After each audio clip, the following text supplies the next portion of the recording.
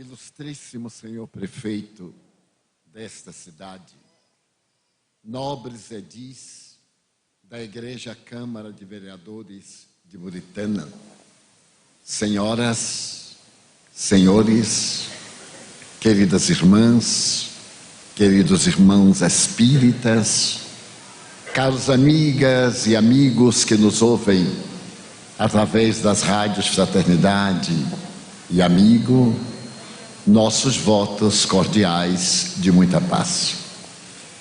Inicialmente, desejo pedir desculpas por quebrar o protocolo e pronunciar o nosso sentimento de gratidão e a conferência, estando sentado por uma imposição médica, pelo fato de estar passando por um problema de ciático muito perturbador. Rogo escusas e de imediato faço uma análise rápida dos méritos que reconheço não os possuir, que me levaram a receber o título honorário de cidadão de Buritama. Reconheço evidentemente que a contribuição de que sou objeto é muito metafísica, porque é a proposta de convidar as pessoas a uma revisão de si mesmo e a uma análise das suas infinitas possibilidades de construir um mundo novo. Em assim sendo, peço permissão aos nobres vereadores para declinar daquilo que pode representar homenagem, porque na condição de cristão e de espírita, as homenagens que são típicas são as chamadas cicatrizes da alma, mas transfiro-as para Allan Kardec, o codificador do Espiritismo, a quem nós, os espíritas, devemos a honra de uma visão nova da humanidade. E aceito o gesto de bondade, o carinho, o estímulo, para que neste crepúsculo da existência possa continuar servidor de Jesus Cristo e da sociedade, à qual me dedico há 70 anos. Muito comovido pela homenagem, abraço os co-idealistas e os queridos amigos por me destacarem com esta tão profunda e significativa homenagem, pelo carinho e, naturalmente, levantar para uma doutrina que é uma ciência de libertação os louros, as vitórias e as honras que dizem respeito às homenagens terrestres. Por tudo, muito obrigado. Na vida de todos nós, sempre acontece algo inesperado. Invariavelmente, nós formulamos um programa e quando parece que o resultado será positivo, somos colhidos por surpresas fatídicas, outras vezes muito desagradáveis. Em determinados momentos, elaboramos programas e experimentamos aflições, sem contarmos com a possibilidade de um êxito, e esse êxito nos toma de surpresa. Foi talvez por essas razões que o nobre psiquiatra austríaco Viktor Frankl estabeleceu que uma vida, para ser digna de ser vivida, deve ter um objetivo psicológico. A criatura humana que não dispõe de um objetivo para poder lutar, vegeta e se torna um peso no organismo social. Por sua vez, outro grande psiquiatra, neurologista de língua alemã, teve a ocasião de afirmar, Carl Gustav Jung, o pai da psicologia analítica, como dissemos, de dizer que nossa vida deve ter um objetivo.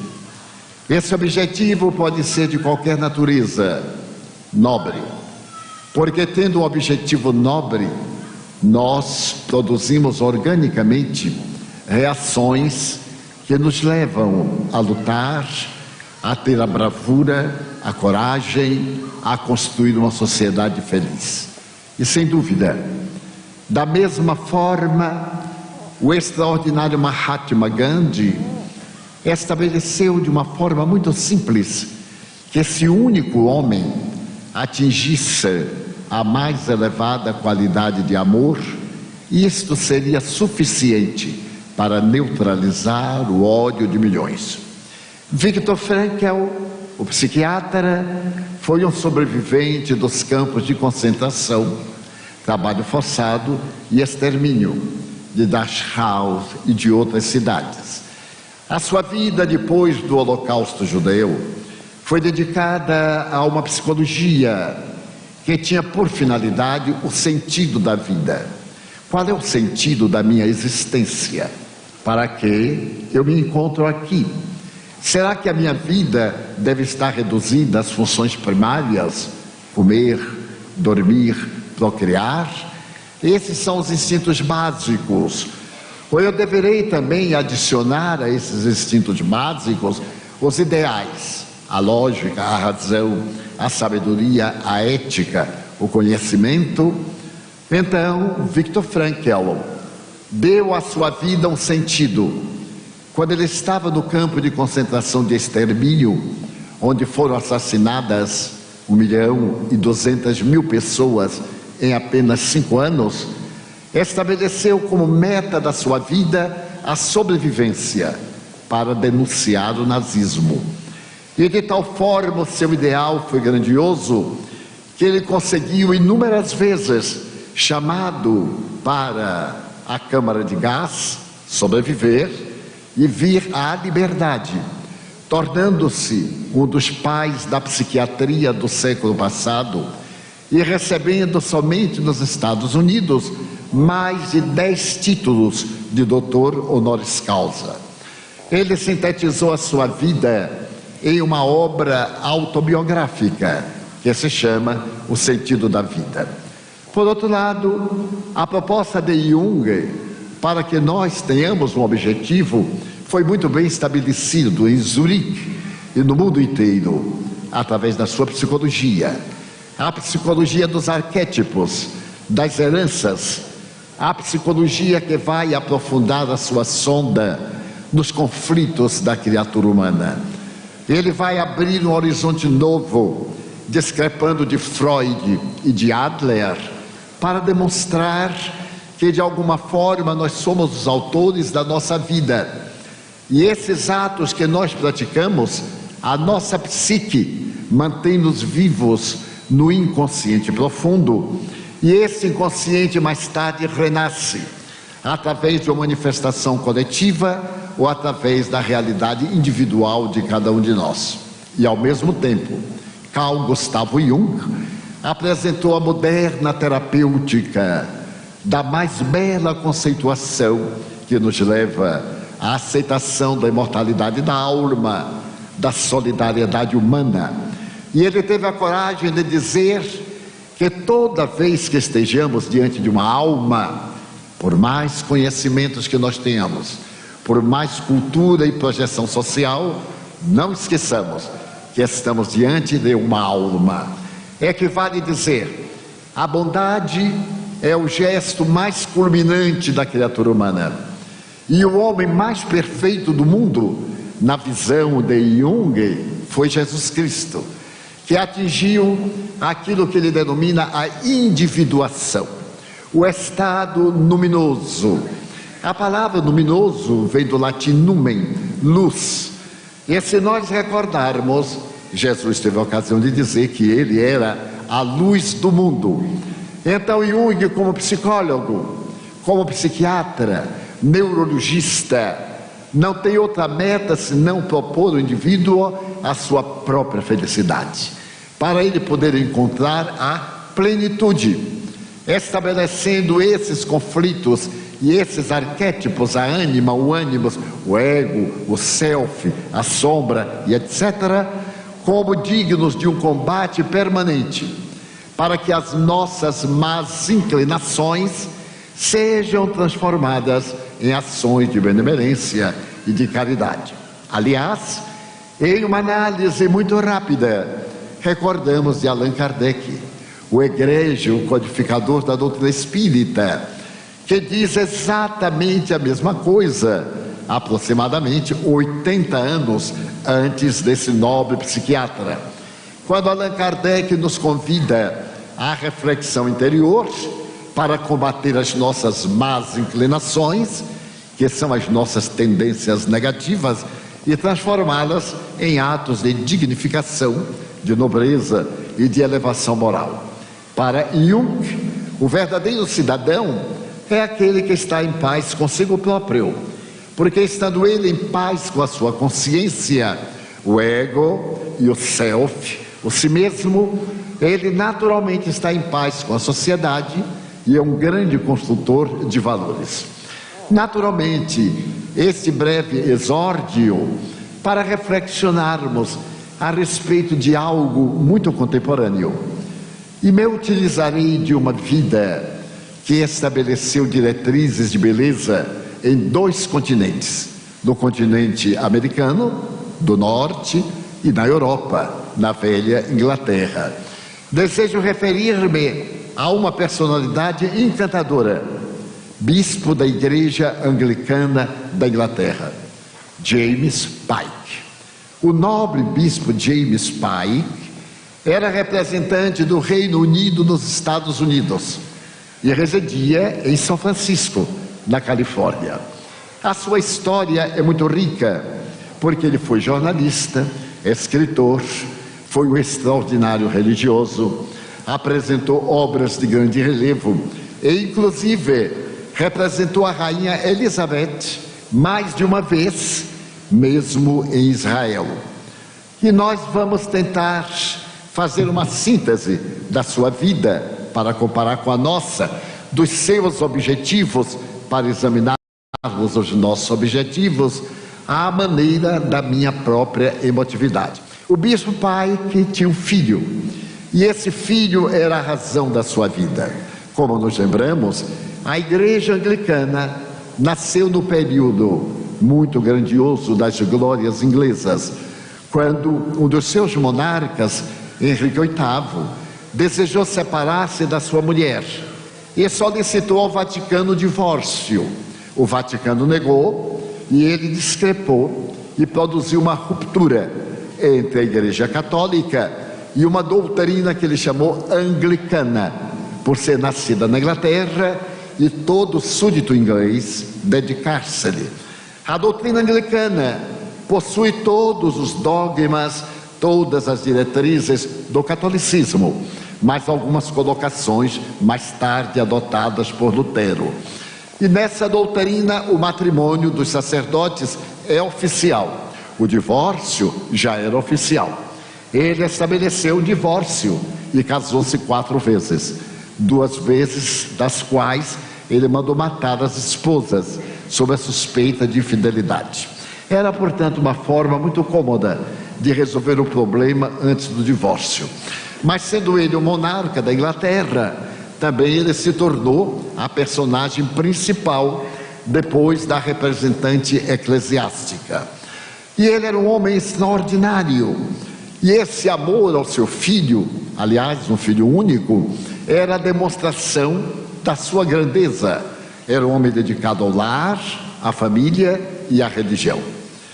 Mas seu filho, jovem, de 15 anos, irá dar-lhe oportunidade de algumas preocupações.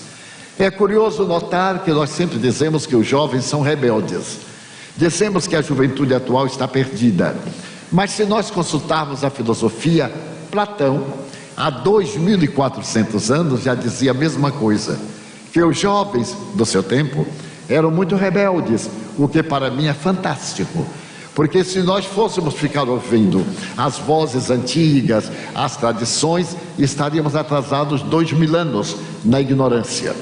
E o jovem, com toda a energia, com os hormônios, com uma visão diferente da vida, nos leva a crises existenciais e modifica o panorama da Terra.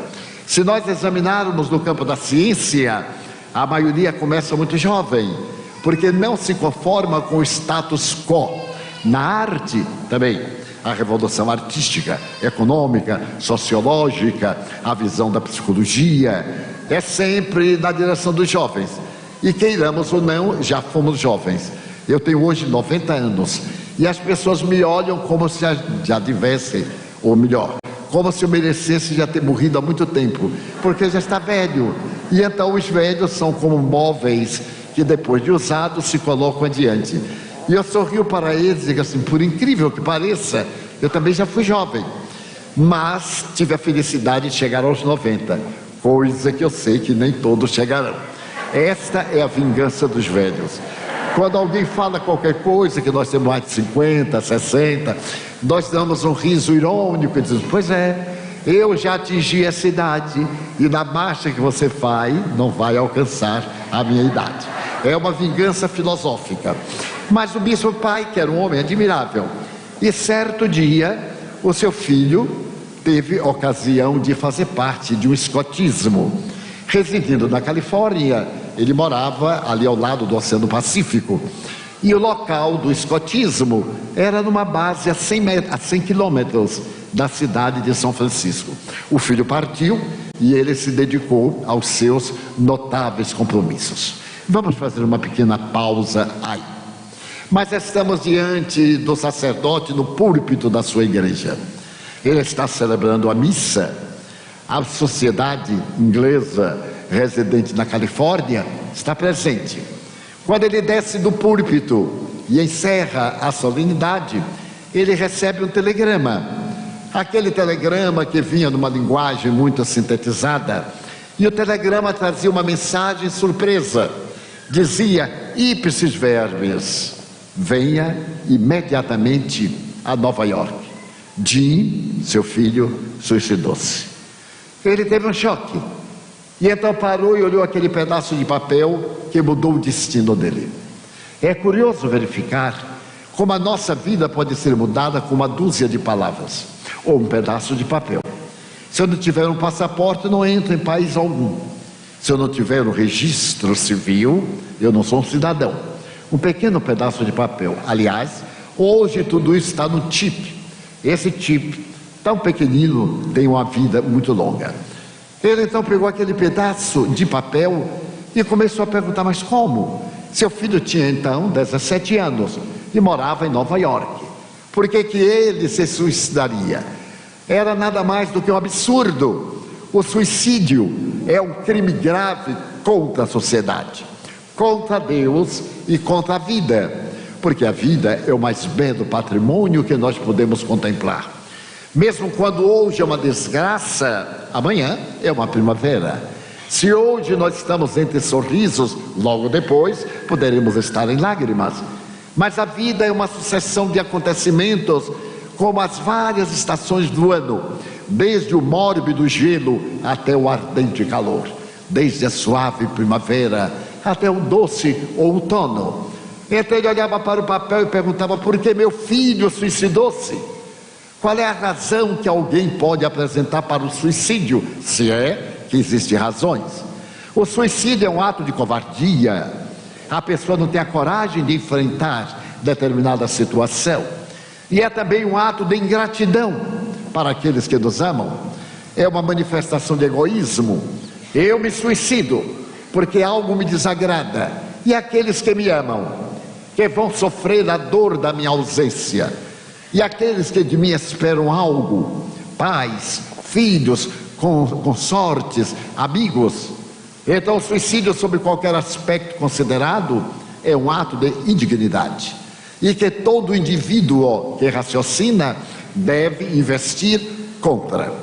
Estamos em setembro, e esse é o setembro amarelo, porque é o setembro de prevenção do suicídio. Há poucos dias, o dia 16, domingo, nós celebramos o dia de prevenção contra o suicídio. Logo mais, teremos o Outubro Rosa, de prevenção do câncer de mama. Outra notável conquista da sociedade, porque o câncer de mama, como de colo de útero, é responsável por um alto índice de óbito da criatura humana ao desabrochar da existência. Então a inteligência nos leva a tomar medidas preventivas contra aquilo que ameaça a nossa vida. Então perguntava o bispo por quê? Que motivo teria um rapaz de 17 anos para suicidar-se? E ao fazer essa interrogação, ele concluía: os jovens dizem que os seus pais não lhes dão importância, mas eu e minha mulher demos a nossa vida ao nosso filho, porque ele cometeria esse crime, um crime hediondo. E agora que ele morreu, para onde ele vai? Sendo ele o bispo de uma igreja, é claro que o pensamento espiritualista estivesse presente.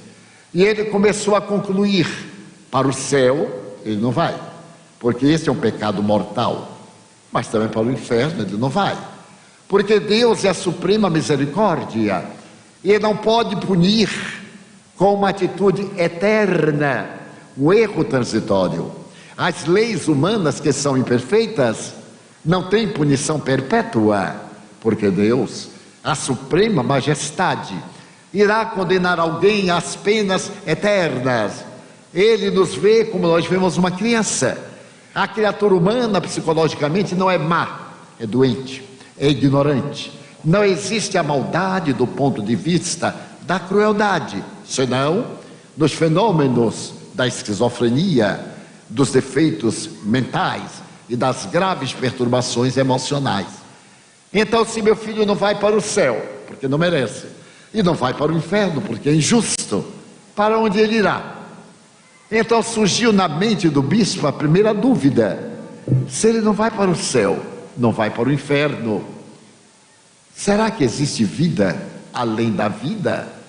Na condição de bispo, ele repetia isso porque estava nos cânones, estava nas tradições teológicas, estava no Evangelho de Jesus, mas ele não tinha prova. Qual era a prova que ele tinha da imortalidade da alma?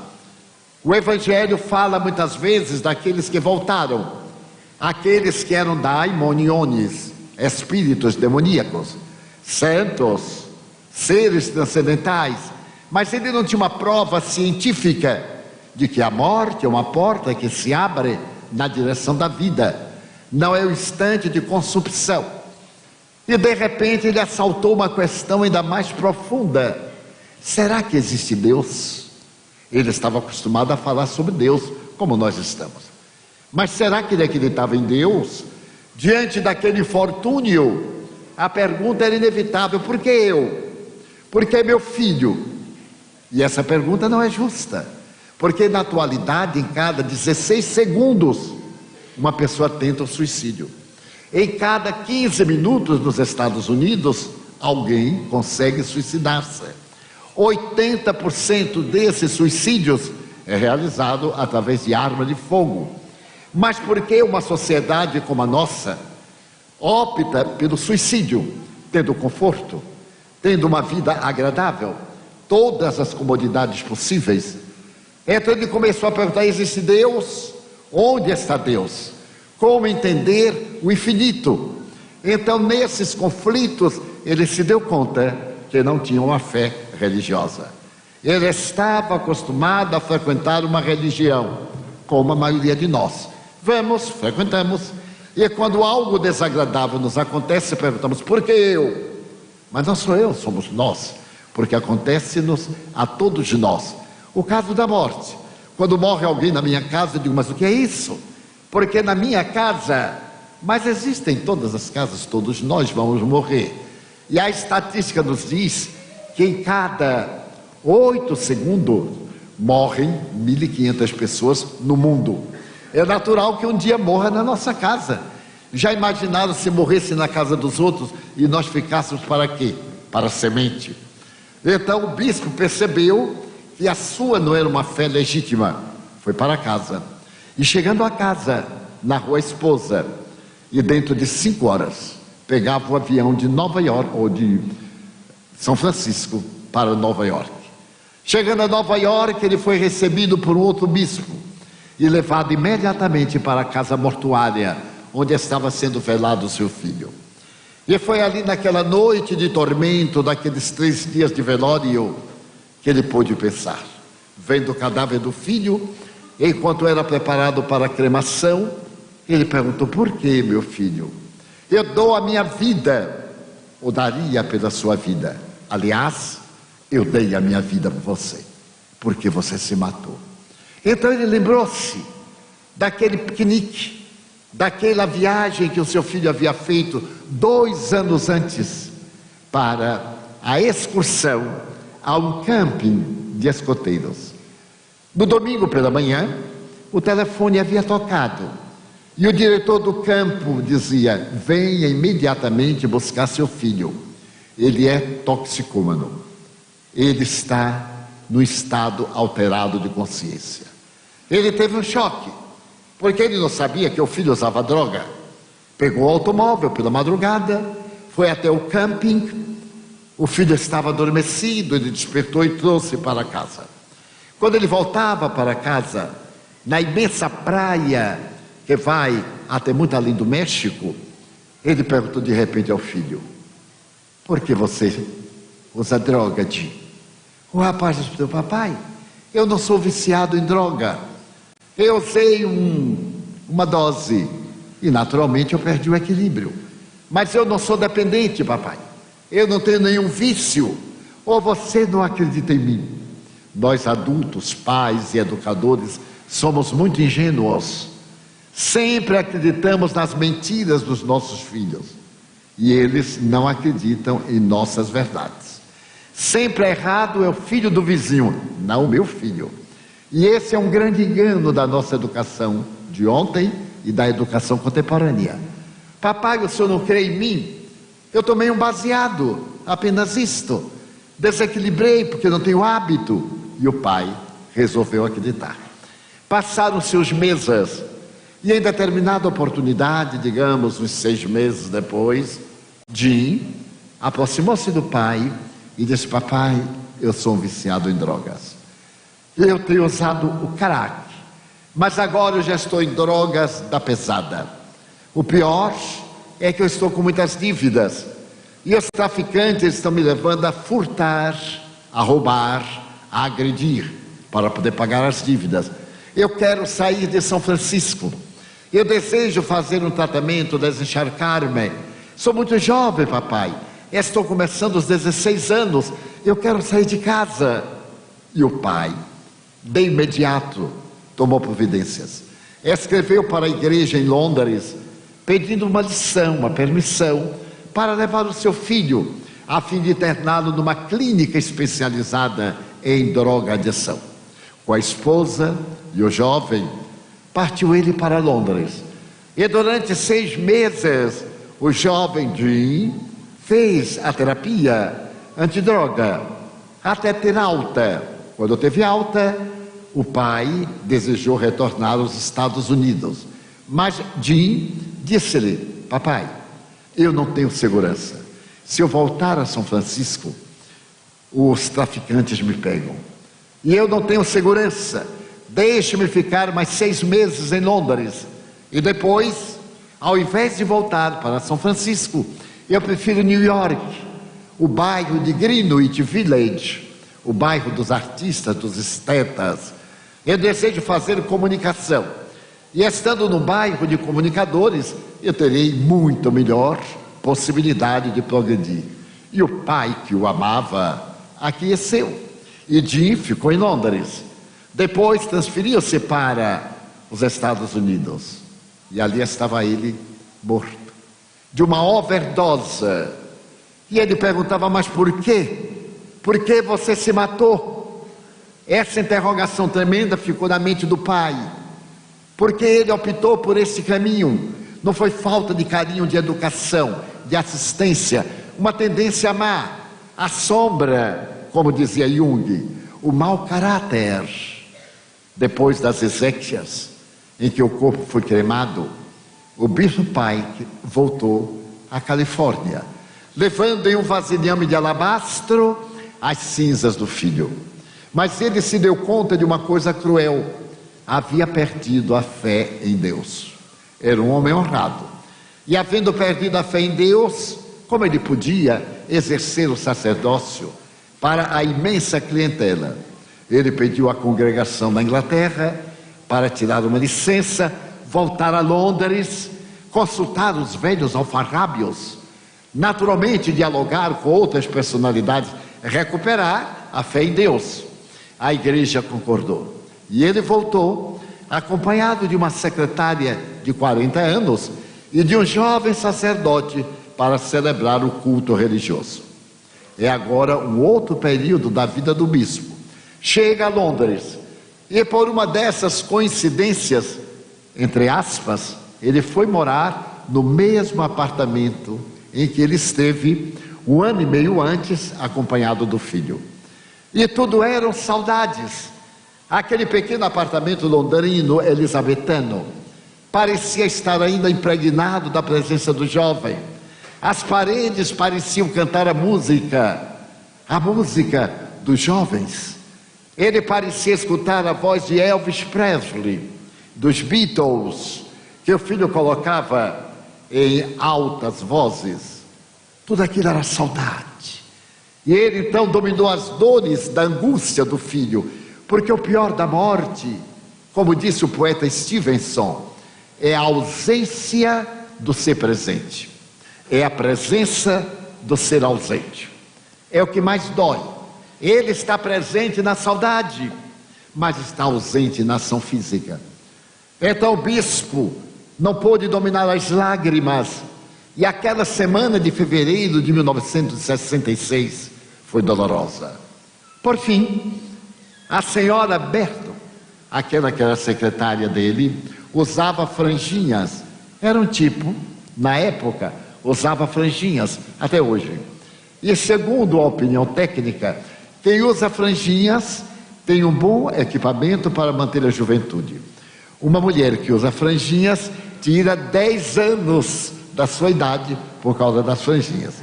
E esse é um rapaz, Júlio César, que usa franjinhas, ele também tira uns 15 anos, porque dá sempre aquele ar juvenil. E a senhora Bergrod usava franjinhas. E adorava, porque a coisa na terra que a mulher mais gosta é o cabelo. Podem notar, se nós dizemos assim, fulana, ela passa logo a mão. Vamos fazer uma foto, deixa eu arrumar o cabelo. Eu acho graça. No sábado, ela corre para o salão de estética. Antes ela se penteava, agora despenteia. Enrola, enrola, enrola. Você tem o cabelo liso, tem o cabelo da mulata. Se tem o cabelo da mulata, faz o cabelo liso. Então, e faz aquilo e fica linda. Nem sempre, mas ela acha que ficou linda. E o que é mais notável é que faz assim para o namorado. E quando o namorado vai acarinhar, não desmanche meu penteado. É um paradoxo. Então, a senhora Berger amava aquelas franjinhas. E no dia 21 de fevereiro, uma terça-feira, quando ela acordou com a família, o bispo olhou para ela e uma parte das franjinhas havia sido cortada a fogo, queimada, e só tinha 2 partes. Então o bispo perguntou: senhora, ela era divorciada, a senhora teve um pesadelo esta noite? Ela: por quê? Porque seu cabelo está queimado. Quando ela passou a mão, correu ao espelho, o segundo amigo da mulher, e de alguns homens também, né? Os chamados metrosexuais. Eles andam com o espelhinho, e agora com o iPhone, é um lindo espelho. A gente finge que está lendo qualquer coisa, mas está consertando, porque dá perfeitamente. Então, ela correu ao espelho, e quando viu a terça parte do cabelo queimado, ficou desesperada. Mas que pesadelo é esse? Mas as mulheres são especiais, tão especiais que a gente está sofrendo até hoje por causa delas, por causa de Eva. Então, ela penteou o cabelo ao contrário, e a franjinha ficou meio torta, mas disfarçou. No dia seguinte, quarta-feira, quando ela acordou, a segunda parte estava cortada a fogo, e ela ficou impressionada. No terceiro dia, o resto de franjinha estava cortada a fogo. Então ela ficou preocupada, e teve logo uma expressão: padre, isso é coisa de Satanás, porque nós gostamos tanto de Satanás, que tudo de ruim que nos acontece foi ele, nunca foi Deus. Eu me dei ao cuidado de escutar uma conferência evangélica pela televisão e fui anotando as vezes que o pastor chamava o diabo. Fui anotando. Ele chamou 68 vezes. E Deus, ele chamou 3. Ele era, portanto, mais amigo do primeiro do que do segundo. É natural, tinha mais intimidade. Então ela disse: padre, isso é coisa de Satanás. E ele ficou impressionado. Como é que ela podia ter um pesadelo, cortar o cabelo a fogo e não queimar o cabelo, não queimar a casa? Porém, na sexta-feira, a questão foi muito pior. Quando a senhora Bergerud despertou, ela estava com o corpo coberto de equimosas, como se tivesse tomado uma surra. Então ali estavam as marcas. Ela disse: padre, com certeza é Satanás. E ele ficou preocupado. Ele tinha um amigo que era parapsicólogo, estamos nos anos 60. Então ele telefonou para o parapsicólogo e contou o que estava acontecendo. Diz: eu tenho a impressão que Satanás está aqui no nosso apartamento. O parapsicólogo ouviu e disse assim: padre, não é Satanás, é um espírito. É um espírito que está desejando chamar a atenção. E ele está atacando a senhora Bergerud porque ela possui mediunidade, uma faculdade da alma que o corpo reveste de células para tornar uma faculdade orgânica. O eminente fisiologista francês teve a oportunidade de chamar sexto sentido e dizer que todos nós possuímos esse sexto sentido na palavra austera do codificador do Espiritismo. Então ela tem essa possibilidade e algum espírito está desejando comunicar-se. Ele diz: mas morreu, vai para o céu, para o inferno. Inferno nada. O inferno está na cabeça da gente. O céu está em nossa cabeça. Aliás, o Papa João Paulo II disse exatamente isso, na década 1990-2000. E o Jornal do Vaticano, o Osservatório Romano, dedicou uma entrevista mostrando que céu e inferno não são lugares geográficos. Céu, estados de consciência. Agora mesmo, o Papa Francisco eliminou do calendário o purgatório, aquele lugar mais ou menos, ou sobe ou desce, passa uma temporada de frio, outra de calor, dá para baixo ou dá para cima. Ele tirou que não tem mais purgatório, porque este Papa é um cristão extraordinário. Muito bem, então para o psicólogo disse: é um espírito. E o sacerdote bradou: mas o que é um espírito comigo? Quer falar com você. Mas o que é que eu faço? Procuro uma médium. Mas eu, bispo da igreja anglicana da Inglaterra, procurar uma médium? Não, pode ir, os espíritos não se incomodam não. Eles não têm nenhuma preocupação com títulos. Mas eu sou um bispo. Pois é, mas eles não se importam, podem ir. Aliás, eu tenho uma amiga que é a maior médium de língua inglesa, disse o parapsicólogo. Ela se chama Anna Twigg. Ela é muito ocupada, a sua agenda está cheia, mesas, e ela está em Londres casualmente esta temporada. Ela não tem vaga, mas telefone e peça uma audiência, dizendo que é uma sugestão minha. Nós somos muito amigos. Então o bispo: mas eu, um bispo da igreja anglicana, pedi a uma médium uma consulta? E o parapsicólogo disse: ou pede ou a coisa piora. Então veja o que é melhor. E ele preferiu pedir. Telefonou para Anna Twigg e ela respondeu que não podia atender porque não tinha tempo, estava com a agenda muito cheia. Mas quando ele falou o nome do parapsicólogo, seu amigo, ela aqueceu. Pois não, no próximo sábado, às 18 horas inglesas, não 18 horas brasileiras, às 18 horas eu lhe darei meia hora. Deu o endereço, despediu-se. E ele ficou a semana inteira preocupado com Satanás. E foi conversar com a médium. Mas ele foi meia hora antes para poder ser fiel. E levou no bolso um rosário. Porque se o diabo viesse pelo sim, pelo não, ele exorcizava. E quando o relógio do Big Bang bateu 18 horas, ele tocou na porta da senhora Anna Twigg. Ela apareceu. Era uma senhora muito simpática, porque os médiuns são pessoas muito simpáticas. Então olhou para ele, ele sorriu, e ela perguntou: bispo Pike, senhora Anna Twigg? Sim, entre bispo. E ele começou a perguntar, o que é ser médium? Porque as pessoas dizem que ser médium é sentir arrepio, eu estou todo arrepiado. Não, isso não é mediunidade não, isso é distúrbio nervoso. A mediunidade é interna. Esses chiliques, essas coisas, são um pouco de nossa contribuição nervosa. E ele começou a olhar para aquela senhora simpática, uma senhora de uns 60 anos, mas parecia ter 61. Olhou para ela e disse, mas por que ela é médium? O que ela tem de especial? E eu me lembrei de um fato que aconteceu comigo. Eu fui funcionário público. Deus me ama tanto que me ofereceu uma função pública. E ele achou pouco, me tornou chefe de repartição pública. Eu tive esta expiação. Hoje eu sou aposentado desde 1985, mas eu fui funcionário público. E os meus colegas me detestavam, nos anos 40, nos anos 50, porque eu era espírita. Zombavam de mim, diziam que eu tinha feito pacto com Satanás, e eu adorava. Eles me criticavam e eu adorava. Porque na hora que tinha um problema, vinham para a mesa e diziam, mas Divaldo, como é que não é? É sempre assim. As pessoas não entendem, mas gostam muito dessas coisas. E então, estão sempre fazendo perguntas, ainda mais naquela época, em que uma mulher que chegava aos 30 anos e não casava, era uma praga. A mulher dos 30 anos, balzaquiana. E as moças que estavam naquele claro escuro, diziam assim, Divaldo, ore para mim, peça a Deus para eu me casar. E eu era ingênuo, pedia, e elas casavam. Coisa incrível.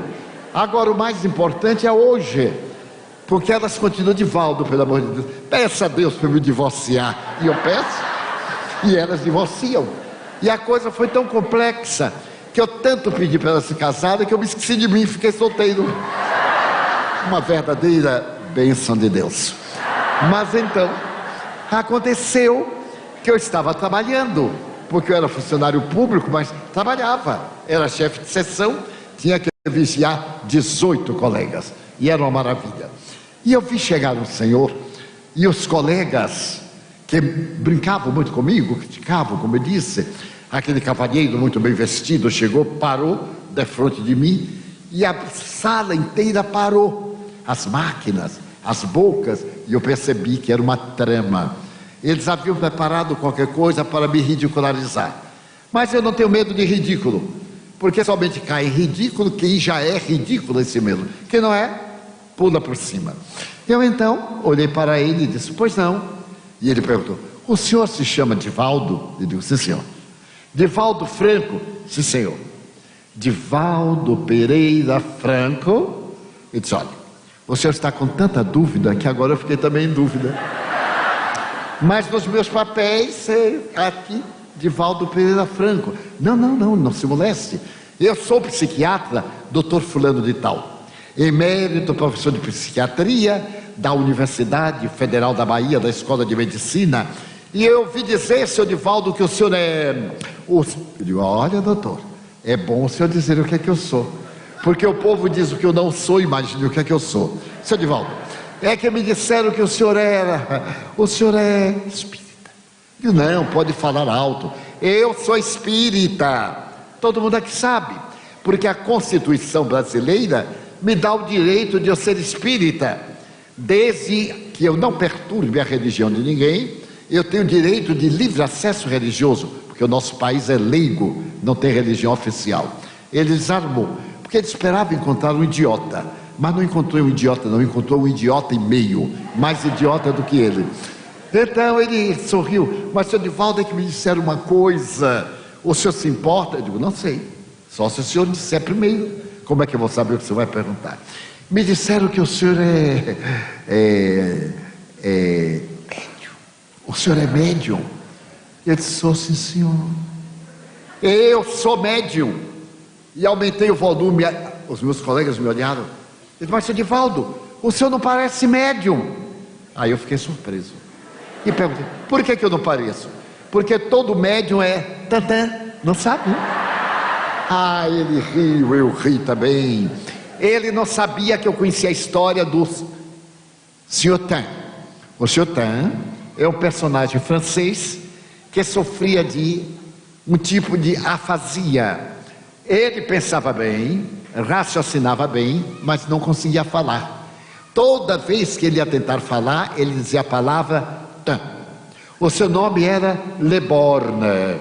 E durante 21 anos, ele frequentou a Universidade de La Salpêtrière para poder ficar bom daquele problema. Foram feitos exames, não tinha nada na garganta, era normal. Mas ele pensava e quando ele abria a boca, tá. Até que ele teve um problema muito sério. Ele era diabético e foi internado no hospital para poder cortar a perna. Havia tido gangrena. E ele foi atendido por um jovem médico, Paul Pierre Broca. E o jovem médico, quando viu, sabia que ele ia morrer, porque a gangrena já se havia espalhado no corpo. Mas o que ele achou mais notável é que o senhor Leborgne, embora tivesse excelente aparelho fônico, não podia falar. Então ele disse: se eu descobrir porque este homem que pode falar não fala, eu terei dado a maior contribuição à antropologia. 3 dias depois, Monsieur de Bordes morreu. Ele fez uma trepanação craniana e aí ele ficou olhando o cérebro, o corpo caloso, os 2 hemisférios. Disse: tem que estar aqui. E ele ficou horas olhando aquele cérebro em 1862 e olhava, até que ele notou uma ligeira despigmentação no lado esquerdo do cérebro. Ele olhou e percebeu que se tratava de um tumor. Tomou de um bisturi e abriu e foi até a matriz do tumor dentro do cérebro, na 3ª circunvolução frontal esquerda. Então ele percebeu que nós não falamos na garganta, nós falamos no cérebro. A garganta somente emite a onda de vibração que as cordas vocais transformam em palavra. E no dia seguinte, 18 de abril de 1862, na revista de antropologia, ele publicava: a criatura humana fala na 3ª circunvolução frontal esquerda. Eu darei 100.000 francos ouro a quem provar que eu estou errado. E então passou a ser o centro de Broca, em homenagem a ele. Mas a palavra tan passou a significar desequilíbrio mental por causa de Monsieur Tan. Daí quando ele disse assim: não, porque todo médico é tan. Eu digo: não me diga, mas o doutor é notável. Eu sou doutor honoris causa pela Universidade de Coimbra, do Rio de Janeiro. E ele foi falando tanta coisa, que eu fui ficando pequenininho como desenho animado, e olhei para aquele gigante e disse: doutor, o senhor me permite fazer uma pergunta? Já que o senhor veio me fazer muitas perguntas, eu não ganho do governo para fazer autobiografia, então eu tenho direito de fazer uma pergunta. Pois não, senhor Divaldo, pode fazer. Os colegas riram. Eu então, bem calmo, perguntei assim: o doutor é médium? Não. Por quê? Eu disse: porque parece bastante. Porque note bem, o doutor sai do seu consultório para vir me perturbar, porque nós espíritas somos os únicos religiosos que não cobramos nada de ninguém. Nós, os divulgadores, não ganhamos. Pelo contrário, para ser espírita nós pagamos, porque nós somos sócios, temos que pagar todo mês a uma entidade para ajudar. Somos a única doutrina na Terra cujas ações são todas em nome da caridade. Não recebemos absolutamente nada. Eu digo aos meus amigos: não me deem presente. Eu não aceito presente, porque a doutrina é tão grandiosa que nos preenche interiormente. E receber presente, receber dinheiro é simonia, venda das coisas sagradas. Elas não são dadas de graça, como está no Evangelho, e de graça devemos devolvê-las. Quando qualquer pessoa se diz médium e cobra, ele não é um médium autêntico, é um explorador da credulidade pública. E como o povo adora mentir, e muitas vezes vem conversar comigo já me induzindo a dizer o que eles querem ouvir, esquece que uma pessoa da minha idade já tem muita estrada percorrida. Eu sorrio e digo exatamente o oposto. Então, eu disse: o senhor veio me perturbar, porque eu trabalho durante o dia para ter as noites livres para divulgar o Espiritismo gratuitamente. Passe bem, porque o senhor está me tomando tempo. Ele saiu. Então o bispo pensava que médio era assim. Essas pessoas esquisitas, eu ouço dizer que tem uns médios que andam por aí dizendo: olha, você é médium. Ah, quebrou a perna, você é médium. Ah, não casou, você é médium. Mas quem já viu, não tem nada a ver casamento com mediunidade. A gente quebrou a perna, o braço, a unha encravada, queda de cabelo, não tem nada a ver com espírito. São fenômenos biológicos, mas tem a ver com uma lei filosófica moral, a lei de causa e efeito. Eu sou o que eu faço de mim mesmo. Então meu futuro é escrito por mim. Eu escrevo a história da minha vida no livro aberto da minha existência. Mas então o bispo perguntava: mas como será ser médium? E ficou olhando para ela. E esse negócio de espiritismo? Então sentou-se. Ela sorriu para ele de uma forma muito gentil e disse: passemos para a sala das sessões. Ele disse: é agora. Sala das sessões. É agora que Satanás está embaixo da mesa, um bode preto, e vai sair. E entrou. E então ele começou a pensar: mas que será esse negócio de espiritismo? Eu também tive uma experiência nos velhos e heróicos tempos inesquecíveis. Porque quando nós éramos espíritas nos anos 40, 50, éramos agredidos. Eu tomei bofetada na cara. Eu fui apedrejado. Então, sou do tempo heróico. Recebi vários de choques, perseguições, e achava aquilo adorável. Sem ser masoquista, eu achava formidável, porque o verdadeiro cristão tem que vencer as suas imperfeições. E não ficava com raiva, porque ficar com raiva é perder tempo, é trabalhar para ficar doente. Alguém me produz um desequilíbrio, eu fico com raiva, ele fica alegre, eu fico doente. Negativo. Eu fico bem para que ele fique desequilibrado. Então o problema é dele, não é meu. Muito bem. Frequentava a nossa casa uma senhora que era rica. Naquele tempo, rico não frequentava porque não era conveniente socialmente. Mas esta senhora gostava muito de mim e adorava tomar passe.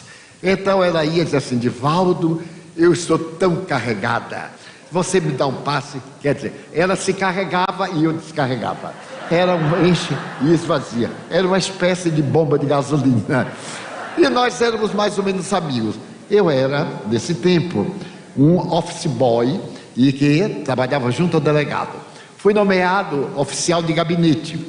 E então o meu delegado era um personagem muito especial. Ele era meio neurótico, detestava festas sociais. E então eu tinha que representar o instituto, o IPASE, hoje SUS. As 3 letrinhas que a gente adora, né? Ou 3 letrinhas malditas. Pois é, eu já trabalhei aí. Então, eu ia e representava. Eu fiz um curso de etiqueta para poder aprender a entrar, aprender a sair. Tinha que representar a instituição. E certo dia, a esposa do então governador fez aniversário. E era naquele tempo das 10 mulheres mais bem vestidas do Brasil. E ela era uma das 10. E eu tinha que levar um presente em nome da repartição. Eu então fui. Levei o presente. E quando cheguei naquela reunião social, naquele garden party, naquela reunião no jardim, só havia pessoas de alta estrutura, aquelas pessoas top. Ali estavam desembargadores, autoridades, personalidades, as mulheres mais chiques da cidade de Salvador. E Salvador é a cidade mais linda do mundo, depois de Buritama. Então estava ali todo mundo. E eu, coitado, com aquele pacote na mão e com dignidade, para poder apresentar a senhora, e olhava para todo mundo com uma taça de uísque na mão, cigarro na outra. Eu não fumo nem bebo álcool, agarrei o pacote e me embrulhei nele. E não pode haver nada pior do que uma reunião social e a gente sozinho. Não tem com o que conversar, porque todo mundo era rico. Eu era pobre, eu olhei assim, varei, não tinha ninguém do meu tipo. Mas de repente abriu-se um corredor e lá no fundo eu vi a minha amiga, que era muito rica e que frequentava a nossa casa. Quando ela me viu, ela teve um choque, porque todo mundo sabe que espírita não vai a essas futilidades, e que lugar de espírita é dando passe, visitando doente, falando sobre Jesus e procurando ajudar. E ela se perguntou: o que Divaldo Franco está fazendo aqui? Mas dizem que mulher não é curiosa. Ela não aguentou e perguntou de lá assim: olá, Divaldo. Eu disse: olá, madame. Nós rimos. Eu disse: graças a Deus, encontrei com quem falar. Ela então me olhou assim, e todo mundo olhou para mim e para ela. Eu já era mais ou menos conhecido. E ela perguntou assim: Divaldo, hoje tem... Eu sabia o que era. E aí eu disse comigo: ou ela fala a palavra, ou eu não respondo. Então eu perguntei: o quê? Ela disse: aquilo. Aquilo que tem lá, terça, quinta e sábado. Quer dizer, nesse tem, não tem, saiu a dama, parecia uma joalheria. E quando ela foi saindo, ela pegou o tem, não tem, e olhou assim para mim, meio dramática, e disse assim: ah, o senhor é que é o tal do Divaldo? Eu digo: não, senhora, o tal é Moreira da Silva, que é o chefe do breque. Eu sou Divaldo Franco. Mas não é o senhor que anda metido com essas coisas? Eu digo: não, senhora, eu não ando metido com coisa nenhuma, eu sou funcionário público. Eu digo: o nome espiritismo vai sair aqui hoje, não tem jeito. E ela disse: não, mas não é o senhor que anda com esses negócios? Eu digo: não, senhora, não tenho negócio nenhum. A minha questão é: não é o senhor que Eu digo: é senhor. E aí aumentei o volume e digo: eu sou espírita. Ai, meu Deus, todo mundo me olhou. Eu disse: é agora. Mas o espiritismo não é o negócio, nem são essas coisas. Aliás, eu estou aqui em nome do Instituto para homenagear a madame pelo transcurso do seu aniversário. Mas eu quero dizer que o espiritismo é uma ciência que estuda a origem, a natureza, o destino dos espíritos e as relações que existem com o mundo espiritual. É uma ciência filosófica que tem 6 itens: a crença em Deus, a crença na imortalidade da alma, a crença na comunicação dos espíritos, a crença na reencarnação, a crença na pluralidade dos mundos habitados e a crença no Evangelho de Jesus, que é o ser mais perfeito que Deus nos ofereceu para servir de modelo e guia. Aí todo mundo parou, eu aproveitei e durante os 20 minutos, me permito a gíria, mandei brasa. O espiritismo não é. Aí todo mundo parou e olhou. E quando eu fiz uma pausa, eu tenho a voz muito forte, aí todo mundo se olhou e veio até o centro do desembargador com uma taça de uísque e disse assim: eu quero congratular-me com o senhor Franco, porque eu também gosto muito dessas coisas. Eu vi que tinha perdido o meu latim. Mas bem, então era o conceito. E o bispo achava que o espiritismo era essas coisas. Quando falou sala da sessão, ele já se preparou. Era uma sala com a mesa. Aliás, o povo diz mesa branca. É porque toda mesa é mais ou menos marrom. E assim coloca uma toalha para disfarçar, mas não tem mesa branca, nem preta, nem roxa, nem verde, nem cor-de-rosa. É uma doutrina, que é uma ciência de investigação, uma filosofia que responde e uma ética moral de consequências religiosas que tem por base Jesus Cristo. Então a senhora Twig pediu que ele sentasse. Ela sentou-se numa chaise longa e olhando para o padre ela disse: o senhor pode orar? Ele disse: precisa. Sim, nós somos cristãos e antes de qualquer coisa nós fazemos uma oração. Ele disse: pois não, eu vou orar. E como era um homem honesto, começou a orar. Fechou os olhos. Pai nosso que estás nos céus. Uns 3 minutos no máximo, ele escutou uma voz estranha: papai, papai, sou eu, Jim. Ele abriu os olhos e a médium, a senhora Twig, estava com os olhos um pouco esgazeados, pálida, os lábios crispados, as mãos, e disse assim: papai, eu não me matei, eu não sou suicida, papai, eu não conseguia dormir naquela noite, então eu tomei uma dose de sonífero, não dormi. Tomei outra, não dormi. Tomei outra e entrei naquele automatismo. Mas eu não queria morrer, papai. Então eu me senti uma luva que sai da mão de um indivíduo. Papai, eu não me matei. Não se perturbe. Papai, existe Deus. Eu venho dizer que Deus é misericórdia. Eu sou muito perturbado. Eu sou suicida indireto porque eu era toxicômano. Eu sofria muito, papai. Perdoe-me, papai, mas não posso falar muito. Agora vem um amigo do Senhor. Mas volte, papai, volte aqui. Eu quero falar com o Senhor. Aquele pai estava diante do filho. Ele não disse nada, a senhora Anna Twigg, nem sequer disse qual era a razão por que ele estava ali. Então ele ficou olhando aquele rosto transfigurado. Dei uma pessoa de face gentil, e diante dos seus olhos aquele rosto foi se metamorfoseando. E daí a pouco uma voz serena: James, não lembra de mim? Tillich, eu sou seu colega. Eu me sentava junto a você no seminário. Nós éramos amigos. Mr. Tillich é um grande filósofo inglês. Era teólogo e amigo do Bispo Pike. Eu quero agradecer a biografia que você fez a meu respeito. O artigo que você publicou sobre mim no Jornal de São Francisco.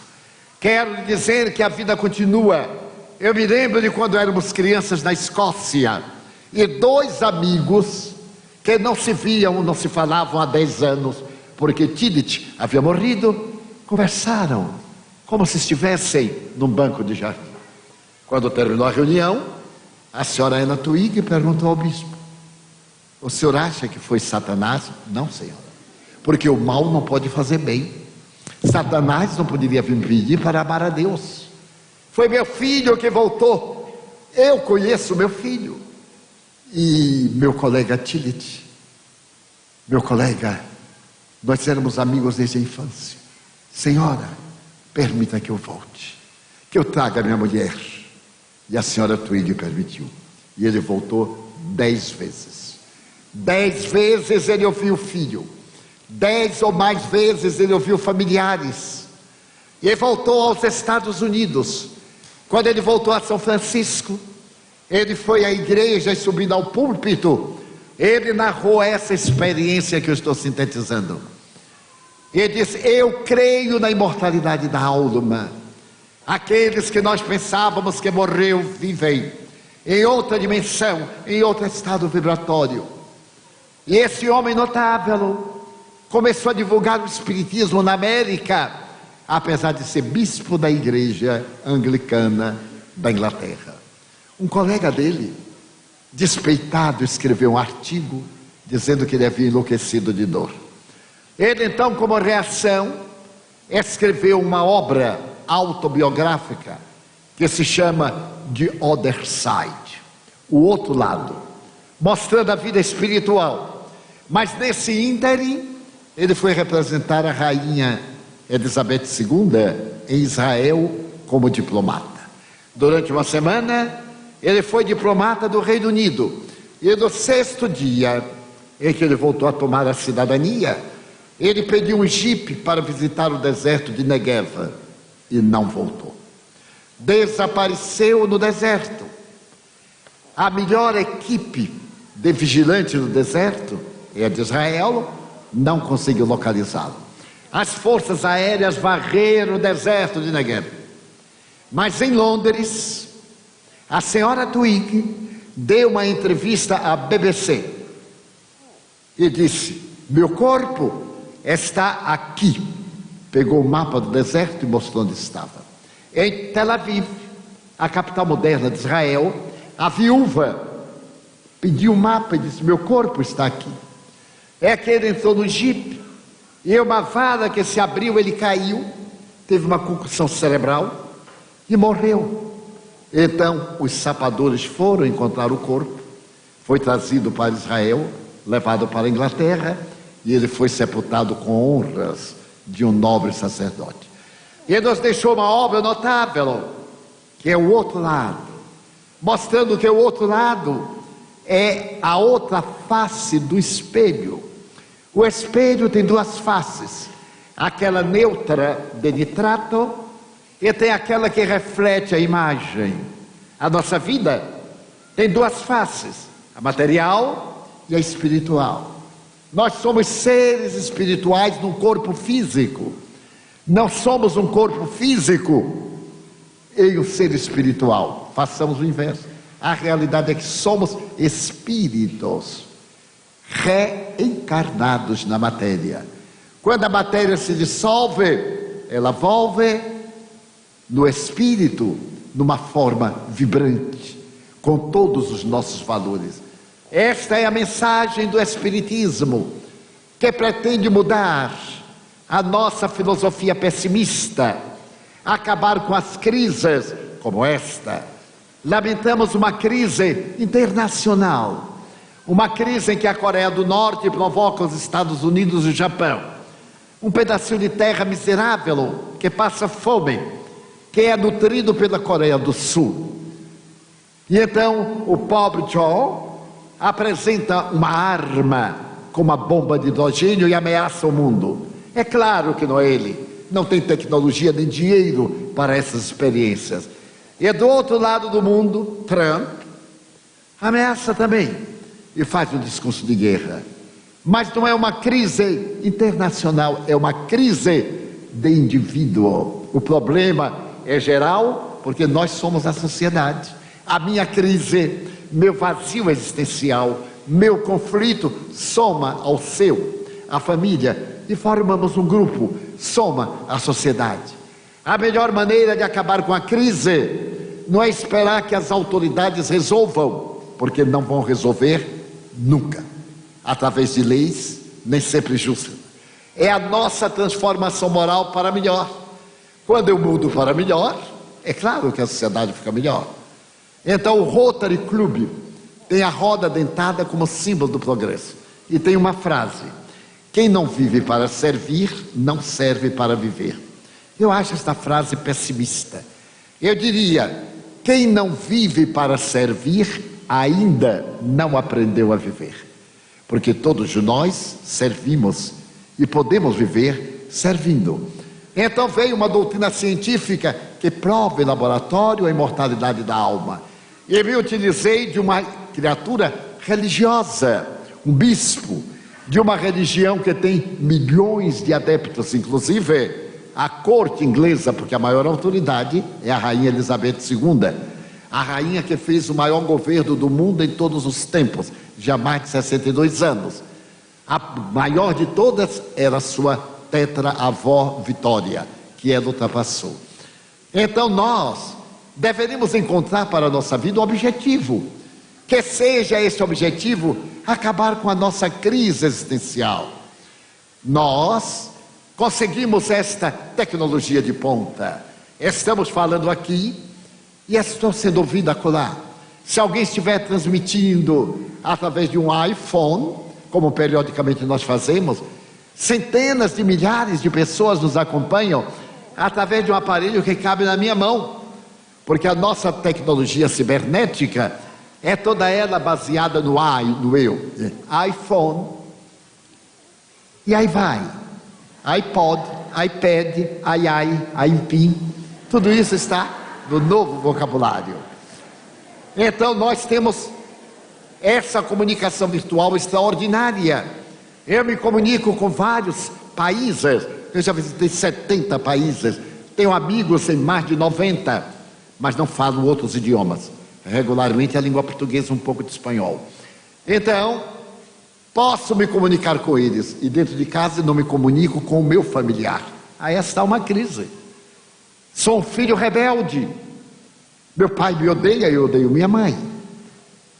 A minha parceira comete um delito, eu chuto-a. O meu parceiro tem qualquer problema, eu o desprezo. É uma crise existencial. Então é necessário que nós mudemos, que nós sejamos a pessoa não crise. Se alguém não gosta de mim, o problema é dele, não é meu. Então no mundo todos nós temos inimigos, todos, senhores e senhoras têm inimigos, mas isso não é importante. Importante é não ser inimigo de ninguém. Na minha idade eu tenho muitos inimigos, eu sou uma pessoa pública. Há 70 anos que eu divulgo o Espiritismo em mais de 2.500 cidades do mundo. É natural que toda pessoa pública seja antipatizado por uns e amado por outros.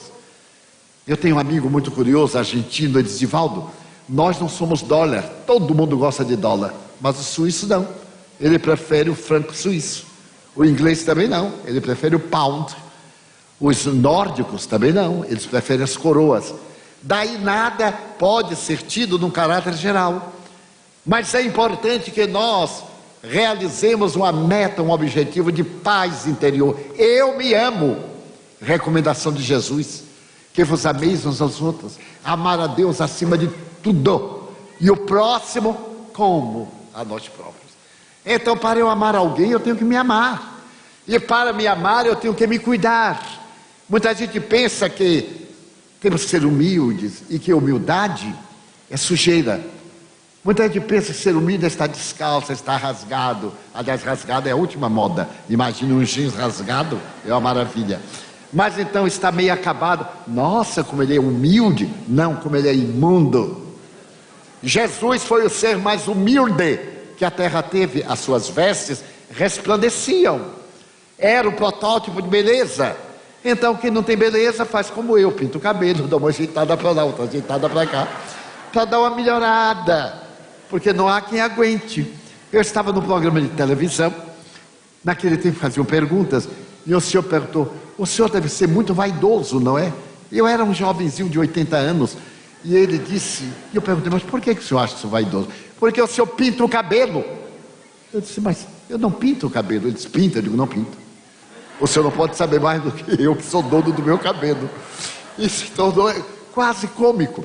Ele disse: mas o senhor pinta o cabelo, senhor Divaldo? Isso é vaidade. E eu: não é vaidade, não tem nada a ver, eu não pinto o cabelo.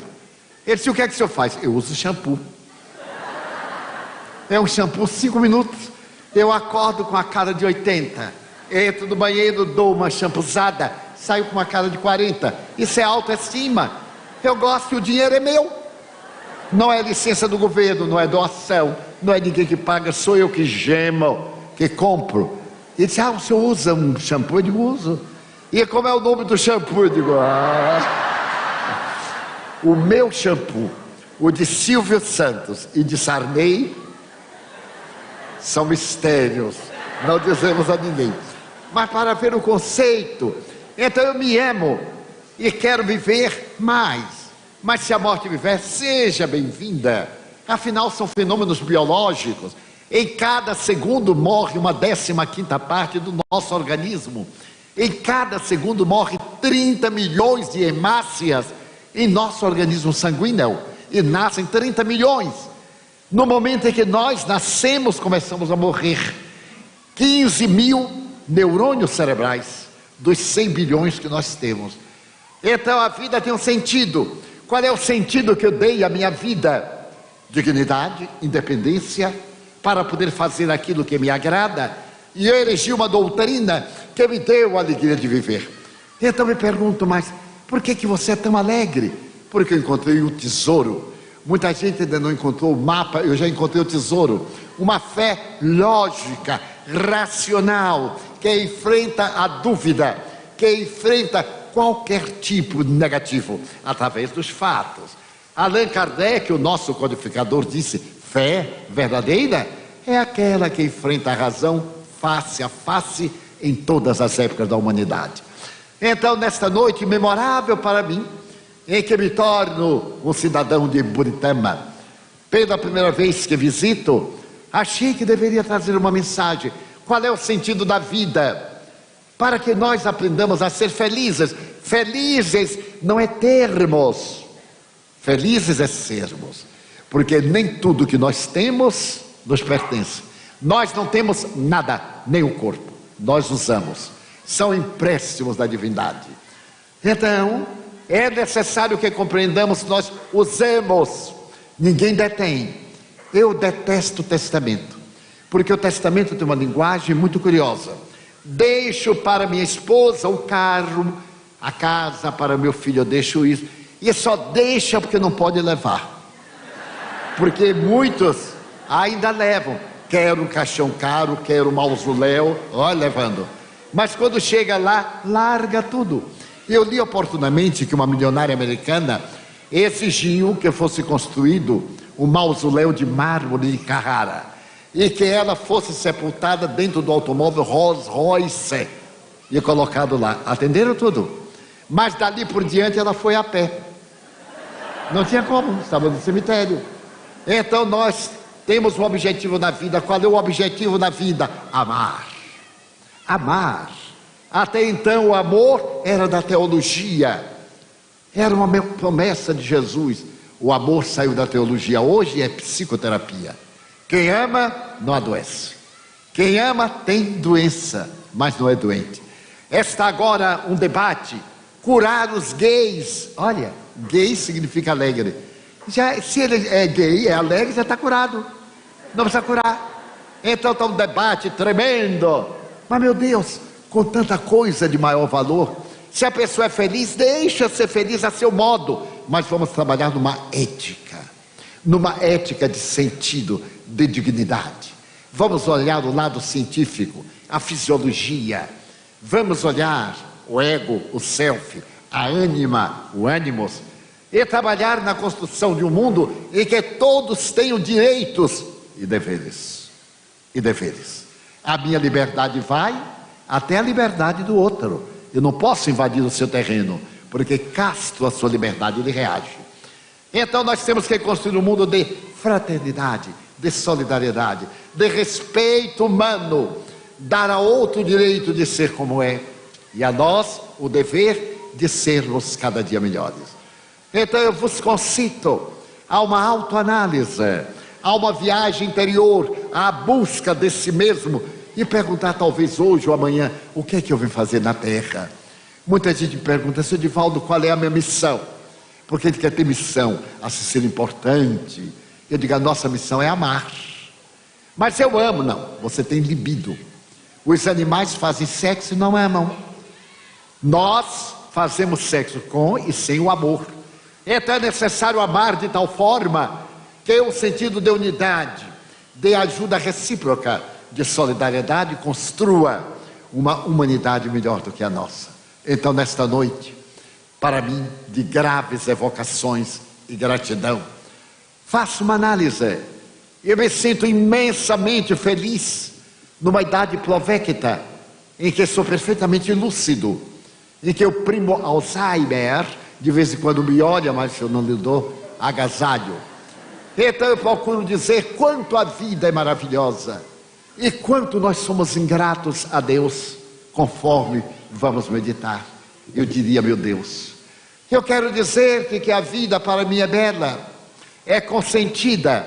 Muito obrigado pela vida que me deste, pela vida que me dás, pelo ar, pelo pão, pela paz.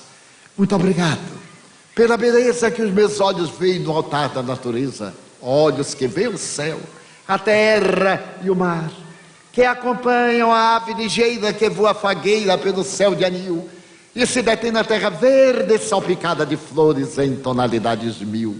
Muito obrigado, Senhor, porque eu posso ver meu amor, mas diante da minha visão eu detecto os cegos que se debatem na escuridão, que sofrem na multidão e que choram na solidão.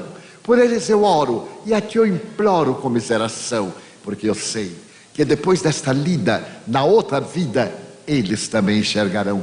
Muito obrigado pelos ouvidos meus, que me foram dados por Deus, ouvidos que ouvem o tamborilar da chuva no telheiro, a melodia do vento no ramo do olmeiro, as lágrimas que choram os olhos do mundo inteiro, ouvidos que ouvem a música do povo que desce do morro na praça a cantar, a melodia dos imortais, que se ouve uma vez e não se esquece nunca mais, a voz melodiosa, canora, melancólica do boiadeiro e a dor que geme e que chora no coração do mundo inteiro. Pela minha faculdade de ouvir, pelos surdos eu quero pedir, porque eu sei que depois desta prova, na vida nova, eles voltarão a ouvir. Obrigado pela minha voz, pela sua voz, pela voz que canta, pela voz que alfabetiza, pela voz que legisla, pela voz que trauteia uma canção, e o teu nome profere com dulce da emoção. Diante da minha melodia, eu quero rogar pelos que sofrem de afasia. Eles não falam de noite, eles não cantam de dia. Oro por eles, porque eu sei que depois desta dor do teu reino de amor eles cantarão. Obrigado pelas minhas mãos, mãos que aram, mãos que semeiam, mãos que agasalham, mãos de ternura, mãos que libertam da amargura, que apertam mãos, mãos dos adeuses, que limpam feridas, que enxugam lágrimas, suores das vidas, pelas mãos de poesias, mãos de sinfonias, pelas mãos de cirurgias, mãos de psicografias, mãos que atendem a velhice, a dor, o desamor, pelas mãos que no seio embalam o filho de um corpo alheio, e pelos pés que me levam a andar sem reclamar. Muito obrigado, Senhor, porque eu posso bailar diante do meu corpo perfeito. Eu vejo na terra aleijados, amargurados, paralisados, que se não podem movimentar. Eu oro por eles, porque eu sei que depois desta expiação, na outra reencarnação, eles também bailarão.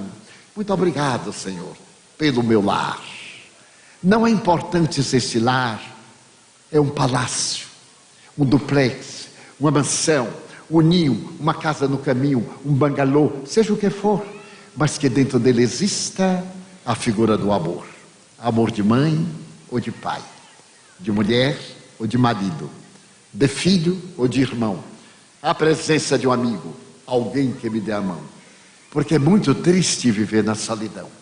Mas se eu a ninguém tiver para me amar, nem um teto para me agasalhar, uma cama para deitar, nem um cão, nem um gato para me acompanhar, nem aí reclamarei, pelo contrário direi: muito obrigado, Senhor, porque eu nasci.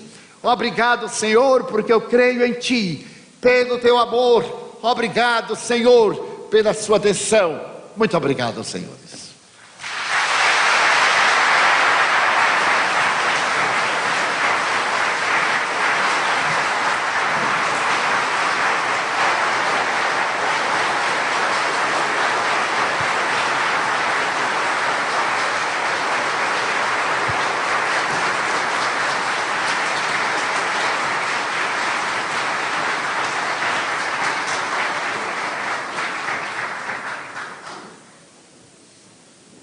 A nossa gratidão a todos vocês que aqui estão para prestigiar esse momento mágico.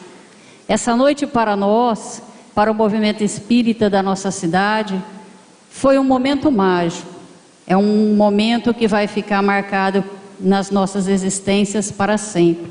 Então a nossa gratidão ao Divaldo, a nossa gratidão a cada um de vocês que aqui estão. Nós agradecemos a Câmara Municipal, o Prefeito Municipal Rodrigo, o Marcão Mendes e todo o movimento espírita da nossa cidade que se uniram para fazer com que essa festa fosse maravilhosa. E em especial o nosso Divaldo, que está aqui abrilhantando a nossa alma. Muito obrigado e muita paz a cada um de vocês. E a livraria ainda está funcionando. Leve um livro para dar de presente, um CD ou um DVD, para prestigiar e homenagear alguém e auxiliar o trabalho da Mansão do Caminho. Muita paz a cada um de vocês.